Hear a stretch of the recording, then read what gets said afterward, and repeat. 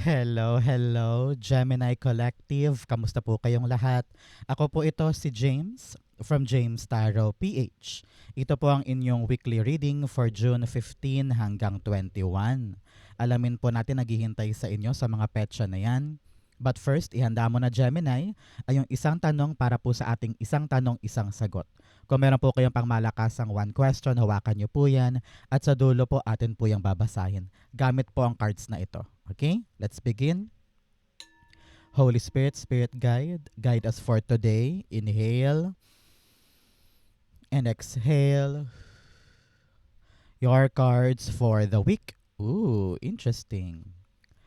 Siya nga pala mga Gemini, happy birthday sa mga nag-celebrate po this time.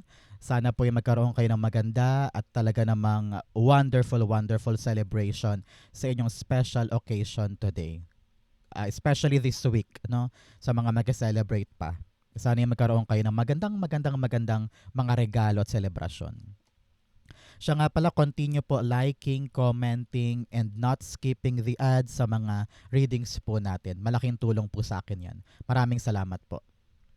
So, in the background of your reading, meron kang the King of Cups. Okay? Sabi dito, Gemini, this week, importante, kalmado ka. Okay? Kung meron ka mang mga plano, meron ka mang mga ideas o mga balak gawin, mga balak tapusin, mga balak simulan, na mga bagay-bagay, sabi dito malaking tulong sa iyo ha kung kalmado ka at babalansehin mo muna ang lahat before taking action. It's all about you controlling your emotion at utak mo ang pairalin mo this time. Okay? Importante yan. So, in your core energy, you have the Hanged Man. Okay? This week is all about clarity. No? Alam ko na medyo meron kang mga frustrations or pagkainis tungkol sa mga bagay na parang tenga. Parang sabi mo, bakit ganito, bakit ganyan, bakit ang hirap-hirap, bakit nakakapagod, bakit paulit-ulit, bakit ko to dinadaanan, bakit hindi to umuusad-usad, parang ganyan. Pero sabi dito, kailangan makita mo ngayon yung mga dahilan. Okay? Kailangan maliwanagan ka ngayon kung bakit nga ba. Bakit nga ba ako delayed dito? Bakit nga ba ito ay mabagal? Bakit ba ito ay tenga? Kailangan alamin natin ngayon kung bakit. At kapag naliwanagan ka dyan, doon ka tunay na makakaramdam ng kalma. Because you are now knowing what to do. No? Example, meron kang mga papeles or dokumento na nakatenga, nakabinbin, iniisip mo bakit ang tagal? Ano ba yung dapat kong malaman? Ano ba yung dapat kong gawin? Yun pala may kulang pa na dokumento na kailangang ipasa para ibalik sa'yo o ibigay na sa'yo yung dapat na para sa'yo. So kapag nalaman mo ay may kulang pala, edi susugod ka na, hindi ka natataranta, hindi ka natakot, hindi ka naaligaga because you now know what to do. Okay, so this week will be enlightening para sa iyo, no? Para malaman yung mga dapat gawin. Hanged Man, the World card. World card's all about completion. Sabi dito, makakaasa ka na kung ano man yung nakabinbin na yan, matatapos na yan. World card ay nasa dulo ng major arcana cards. Ibig sabihin talagang marireach mo yung katapusan, yung ending ng pagkatenga. At kitang-kita mo na kung ano yung kinakailangan mong gawin para nang sa ganun lumiwanag yung daan padiretso. Congratulations. Many of you makukuha na yung loan, makukuha na yung approval, makukuha na yung sagot, makukuha na yung resulta. Congratulations. At ready ka nang pumasok sa new stage of your life with a calm, serene, and very assured na mentality. Congratulations. So, mga Gemini, ano ba tong mga nakatenga sa'yo ngayon na gusto mo nang dumiretso? Nako, isulat mo na yan sa ating comment section para matupad. Alam mo, marami na nag-comment sa akin telling me na talagang natupad yung mga sinulat nila sa aking comment section. So, do the same. Write it down. It will happen to you. Okay? In the area of what you need to focus on, meron kang the Eight of Pentacles. Sabi dito ng iyong spirit guides, this week, Kailangan ipakita mo yung galing mo tungkol sa yung skills. Kung ikaw ay kailangan makipag-usap sa certain tao, kung kailangan mo magsulat ng paperworks o gumawa ng mga presentation or document or sales talk, ganyan, kailangan daw pamayanihin mo this week yung galing mo. Panahon to show off, to show the people who you really are at kung ano yung mga pinagkakaabalahan mo. Parang sabi dito, kapag na-pinpoint ka this week, wala kang dapat ibang gawin kundi magpakitang gilas. You're really coming out of your shell. Panahon na to para mabasag yung pagkatenga at ikaw yung mamayani, no? Narinig ko yung word na magbida-bida ka this week, parang ganyan. Because kahit anumang task or assignment or bagay na kailangan mo asikasuhin this week, kaya mo. Dahil meron kang abilidad para gawin yan. Nakita ko dito na wag mong pagdudahan ang iyong sarili. Wag kang kabado. Kayang-kaya mo yan. Okay? Eight of Pentacles, the Four of Pentacles. Si Four of Pentacles dito, sinasabi niya na mag-open ka naman, let loose. Masyado kang aligaga, masyado kang nag-overanalyze, nag-overthink. Kahit kayang-kaya mo naman, takot kang gumalaw eh. Takot kang kumilos. Iniisip mo baka mag-fail, baka matalo, baka malugi. In reality, kayang-kaya mo ito eh. So, just trust yourself. Just believe in what you can do. Darating ka rin dun sa point na, ay, kaya ko pala to. Ay, ito na yung moment ko, parang ganyan. So, congratulations. Be open and you will do yung mga bagay na ipapanalo mo this time. Okay? So, mga Gemini, ano po yung buwan kung saan ka pinanganak? Ikaw ba ay May Gemini or June Gemini? Comment down below. Paramihan kayo dito ng Team May and Team June. Okay? In the area of what you need, meron kang the Knight of Swords. Nako, sabi dito ang kailangan mo. Sugod, sugod, sugod. Minsan, kulang ka sa kumpiyansa. Nandiyan na sa harapan mo pero ayaw mo pang sunggaban. No? Marami kang mga, ay bukas na lang, ay hintayin ko na lang yung right timing, ay hindi pa ako ready, ay hindi pa buo, ay hindi pa ako tapos, ay hindi pa ako handa. Marami kang excuses para sunggaban yung isang bagay.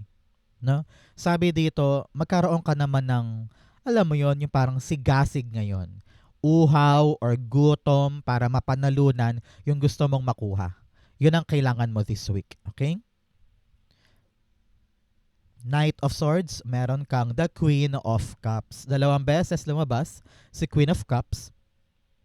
Parang sinasabihan ka dito na kung talagang mahal mo yan, kung talagang importante sa'yo at naramdaman mo, teka, akin to. Gusto ko to. This will make me happy. This will make me fulfilled. This will make me contented sa buhay ko. Alam ko na importante to, ilalaban natin. Okay? Hindi tayo papahuli. Hindi tayo papa-intimidate. Hindi tayo magsasayang ng panahon. Kapag alam nating ito na yon, akin to, kukunin ko to, push for it. Okay? Your heart is telling you what to do. Listen to your heart. Okay? In the area of what's affecting your current energy, meron kang the Ace of Swords. Nako, sabi dito ng iyong spirit guides, kung ano man yung mga bagay na gusto mong ipanalo, dapat hanapan natin yung anggulo para makita natin kung ay parang dapat pala gantong paraan ko siya aatakihin. Ay mali pala yung diskarte ko dito. Ay ganito pala dapat. Kapag malinaw sa iyo yung action mo para manalo, makakawala ka na sa stagnancy na ito. Makakawala ka na sa pagkatenga na yan. Okay? Kaya kailangan mong sabihin sa iyong sarili, ilalaban ko to, ipapanalo ko to, hindi ko to sasayangin, I will push for this. Okay? Tanungin kita ngayon, malinaw ba sa'yo kung ano yung pinaglalaban mo? Kung trabaho man yan, negosyo, project, sideline, kung clear sa'yo yung pinaglalaban mo, malalaman mo kung paano yung tamang solusyon para makaalis sa tenga na yan. Okay? Kailangan lang talaga dito, hindi ka susuko. And you will complete kung ano man yung mga dapat makompleto. and you will reach the end of this problem. Okay? Congratulations. The Ace of Swords, meron kang the Ten of Wands. Okay. Sabi dito ng iyong spirit guides, meron kang mga bagahe na dapat mo nang ibaba. Meron kang mga daladalahin na dapat mo nang i-let go. Nakakaharang siya sa laban mo ngayon. Okay?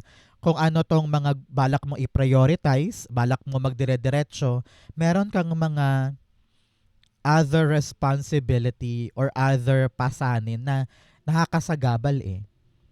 Kaya parang sabi dito, kung kaya mo naman daw ipasa sa iba, yung responsibility, ipasa mo na. Para nang sa ganun lumiwanag yung daan mo, luminaw yung isip mo, tukol sa dire-diretso mong dapat gawin.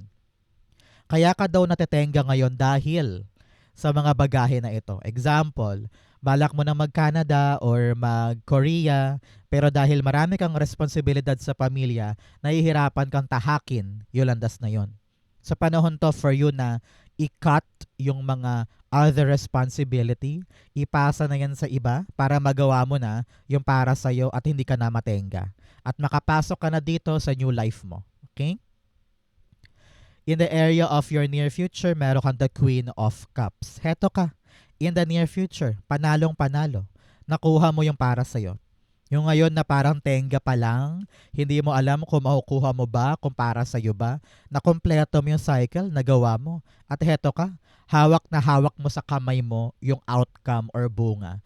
Kung ito man po ay bagong trabaho, pagpasa sa exam, promotion, pagkuha dun sa bahay, sa kotse, kung ano man yung tawag ng puso mo, makukuha mo yan. Congratulations. Okay? Meron din po sa inyo, King of Cups and Queen of Cups, tinatawag ka dito kung meron ka mang mga issue about partnership, relasyon, panahon na para tuldukan yan, yung issue ha, panahon na para tuldukan yung issue, mag-usap ng maayos, heart-to-heart talk para talagang makuha mo yung gusto mong makuha. Okay? Queen of Cups, the Ace of Swords, binalik din tayo. Alam na alam mo na yung purpose mo dito. Alam na alam mo na yung para sa'yo at saka yung hindi. Alam mo na kung ano yung mga dapat mong unahin, mga dapat mong pagkaabalahan moving forward. Hindi ka na malilito, hindi ka na maliligaw, hindi ka na tenga. Kasi alam na alam mo na kung ano yung para sa'yo moving forward. Okay? Ang tabayanan mo 13 weeks or 13 months after watching this video, iyon ang katuparan ng future na ito. Okay? Congrats po. In your challenge, meron kang the Lover's card. Sabi dito, Gemini, kung meron ka mang partner, sabi ko nga kanina, kung meron kang lover or kamag-anak or closed person sa buhay mo, para bagang ang problema nyo this week ay miscommunication. Ikaw to, Gemini ha, itong lover's card ay ikaw. Kapag lumalabas ka sa iyong sariling reading, ibig sabihin, napaka-powerful mo this time. Okay? So make sure na kayang-kaya mong kumonekta sa mga mahal mo sa buhay para maintindihan nila yung pinanggagalingan mo. Hindi ka pwedeng galit or papangunahan ka ng irita or pagkainis or matinding emosyon. Kailangan dito kalmado ka para mapag-usapan ninyo kung ano yung mga dapat pag-usapan. Kung sa anak yan, baka maaring sa school or sa utang. Kung sa asawa yan, maaaring sa mga gastusin, ganyan. So, kailangan dito on the same page kayo. Mag-usap kayo para magkaroon ng planchadong outcome yung inyong problema. Kasi kung papairalin daw lagi ang emosyon, walang mangyayari. Pero kung paiiralin nyo ang utak at pangunawa at yung humbleness, you will come up on a fair at talaga namang napagkasunduan ng mga bagay-bagay. Okay? Isipin mo yan this week. Lovers, the Three of Swords. Yes.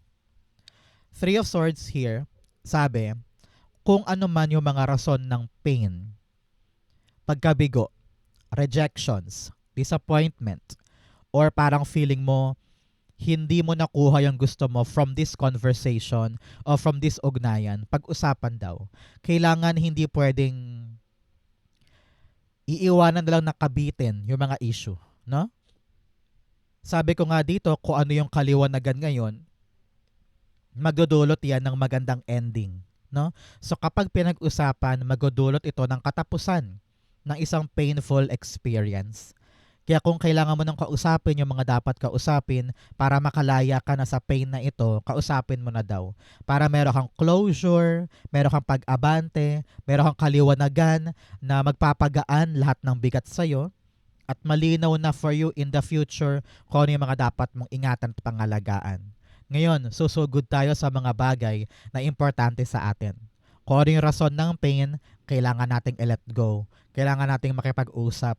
Kailangan nating once and for all, mabitawan na yan. Kaya kung ang tanging paraan para mabitawan ito ay pag-uusap, gawin mo na. Okay? In your fortune, meron kang shout out to the heavens with happiness, embracing enthusiasm. Sabi dito, huwag kang puro kaba, huwag kang puro takot. Minsan, harapin mo yung buhay ng may positivity. Enjoyin mo lang, huwag mo isipin yung mga kanigahan. Huwag kang mag-isip ng worst case scenario. And just enjoy what you have.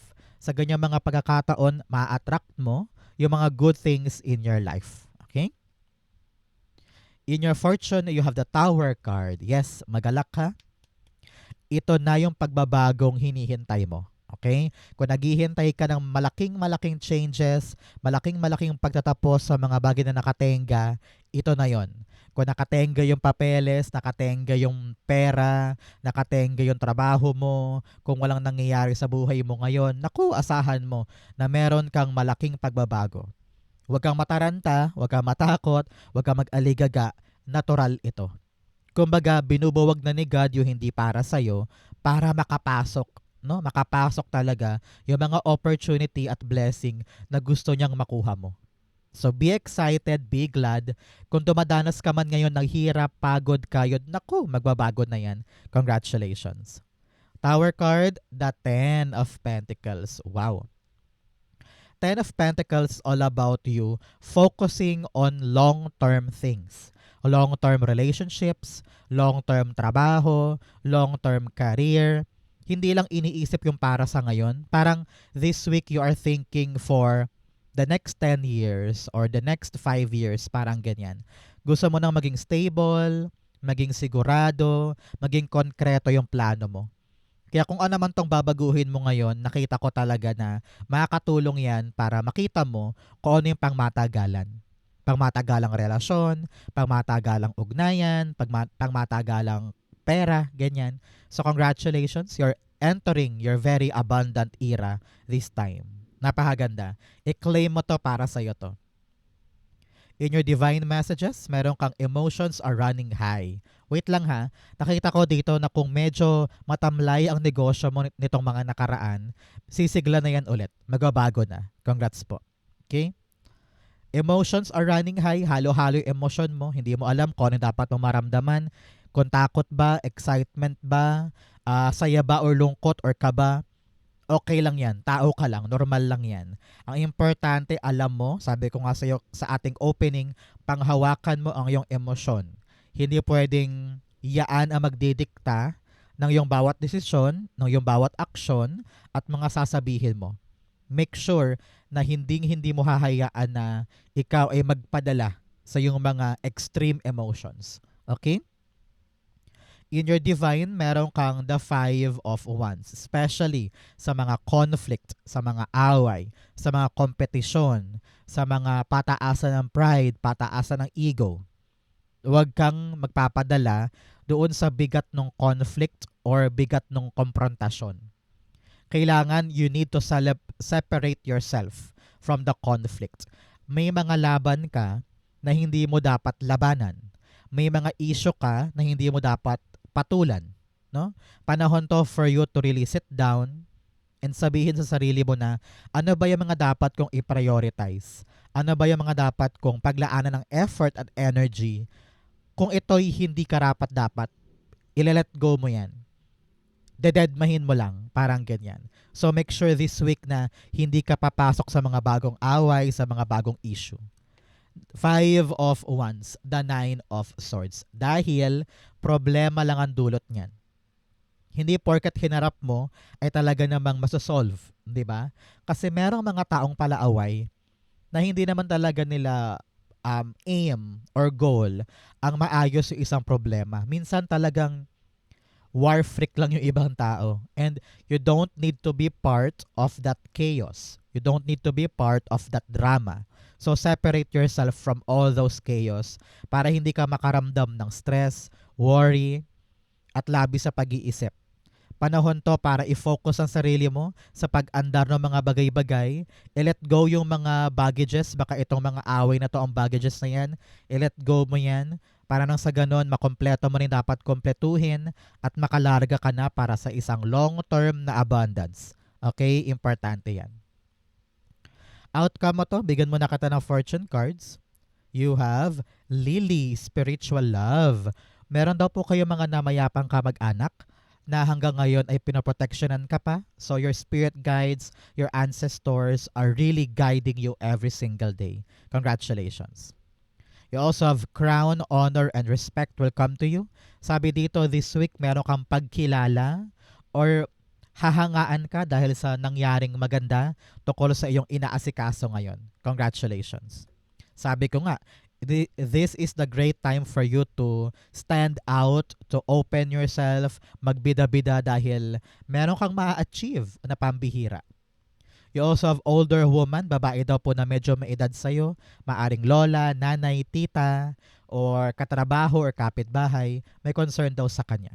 You have not unsuccessful plans. Sabi dito, magbabago lang tong bagay na ito kapag nakita mo na yung mga dapat mong asikasuhin at pinanghawakan mo na yung emosyon mo, magbabago yung plan into a successful plan. Okay? Kaya isip-isipin mo yan this time. Ang outcome ni Gemini for June 15 to 21, the Page of Cups. Wow! Yung dating inimagine lang, nasa kamay mo na. No? Kung talagang naniniwala ka na para sa iyo yan, talagang nilaan mo yung buong puso mo, nilaan mo yung pag-ibig mo dito, darating. No? Kaya ngayon, sabi dito Gemini, continue focusing on what you want. Because baka magising ka na lang bukas makalawa, nandyan na. No? Congratulations. What you believe, you attract. What you want will come to you. Page of Cups, the Hermit card. Si Hermit card ay talagang nag-isip-isip ka, no? Naghahangad ka, naghahanap ka ng mga bagay na para sa'yo. Sabi mo, akin yun, gusto ko yun, bakit hindi ko makuha, bakit hindi ko maabot, bakit hindi ko masungkit. Marami kang kalugmukan or pagkadismaya or kalungkutan tungkol sa mga bagay na gusto mong makuha. At nakaka-down na ng energy, nakaka-down na ng pag-asa. Pero sabi nga dito, patuloy mong tutukan, patuloy mong abutin at pag-focusan yung mga bagay na gusto mo. Dahil darating din yung shine mo, darating din yung pagningning mo. Tingnan mo siya, yung para siya nagniningning, ganyan ka din. No? So, your time will come to shine and get what you want. So, continue focusing, bubulagain ka niyan ngayon. Okay? Congratulations. So, Gemini, dako na tayo sa yung isang tanong, isang sagot. Close your eyes. Isipin mo yung one question mo na gusto mong masagot ngayon. Inhale. And exhale. Ayun, lumipad. You have the Hierophant, the Two of Wands, and then the Four of Swords. Beautiful. At the bottom, meron kang the Chariot card. Abante, abante, abante. Kitang-kita ko dito yung pagnanais mo na matuloy or magawa na or magdire-diretso na yung isang bagay sa buhay mo. Sabi dito ng yung spirit guides, just believe. Believe in yourself na kaya mo. Okay? Kailangan dito, maghanap ka ng mentor or gabay na maguturo sa iyo ng tamang daan para makaabante ka sa bagay na yan. Okay? Kasi nakita ko dito na there will be someone in your life that will teach you. Tuturuan ka niya or papayuhan ka niya para alam mo na yung tamang landas padiretso dito para makaangat ka na. Pinapayuhan ka dito, Gemini, to really relax. Relax. Walang mangyayari kung puro ka kaba, puro ka alinlangan, pinapangunahan mo yung issue, pinapangunahan mo yung journey, kahit wala ka namang katibayan dun sa mga pangit na mangyayari. Pero sabi dito, just take it slow. Relax ka lang. Everything will be fine. And do not pressure yourself. Okay? Here, with the Two of Wands, pinapayuhan ka din na ngayon pa lang, pagplanuhan mo na yung pag-abante mo dyan sa planong yan. Kailangan nakalatag yung plano, doable, kailangan ito ay practical, ito ay talaga namang realistic sa buhay mo para paghakbang mo walang antala. Okay? So make sure sa tulong ng taong ito, liliwanag ang isip mo, mapaplano mo na ng dire-diretso, konkreto, malinaw, at panatag ka na sabi mo, okay na to, dire-diretso na ako, gets ko na. And here, makukuha mo talaga yung pag-andar para sa bagay na yan. Congrats po and good luck. This will be a really kalmado at mapanatag ka sa mga bago mong gagawin. Congratulations. If you're waiting for the yes or no, the answer is yes. It will come, it will arrive, dediretso ka na. Congratulations. So Gemini, ito po ang yung isang tanong, isang sagot. Ganon din po ang yung June 15 to 21. Saan po kayo nakaresonate? Comment below, babasahin ko po yan. Thank you Holy Spirit, Spirit Guides for the clarity and messages na dapat malaman ng mga Gemini this week. Thank you po for watching hanggang dulo. I love you. This has been James for James Tarot PH. God bless everybody.